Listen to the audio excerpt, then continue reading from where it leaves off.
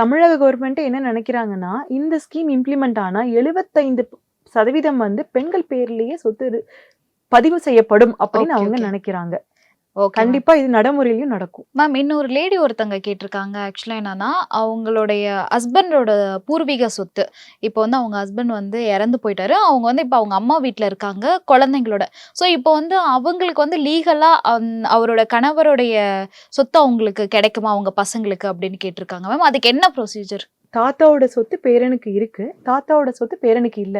So எந்த வகையில தாத்தாவோட சொத்து பேரன் பேத்திக்கு உண்டு, எந்த வகையில தாத்தாவோட சொத்து பேரன் பேத்திக்கு இல்ல. இத பத்தி நம்ம விரிவா பார்க்கலாம். கண்டிப்பா மேம். ஹிந்து வாரிசு சட்ட உரிமை பிரிவு 8 படி பார்த்தீங்க அப்படின்னா, ஒரு ஆண் வந்து இறந்து விட்டால், அவங்களுடைய சொத்து வந்து அவங்களுடைய கிளாஸ் 1 ஹையர் அவங்களுக்கு போய் சேர்ந்துரும் அப்படின்னு சொல்லி சட்டம் சொல்லுது. கிளாஸ் 1 ஹையர்ல யார் யார் வருவாங்க அப்படின்னு பார்த்தீங்கன்னா, விதவையான மனைவி, தாய், மகன், மகள், இறந்த மகனின் மகள், இறந்த மகளின் மகள். இவங்க எல்லாருமே நமக்கு கிளாஸ் 1 ஹையர்ஸ்ல வந்துருவாங்க. ஸோ இவங்களுக்கு டைரக்டாவே சொத்து போயிடும். ஆனா பேரன் பேத்திக்கு வராது.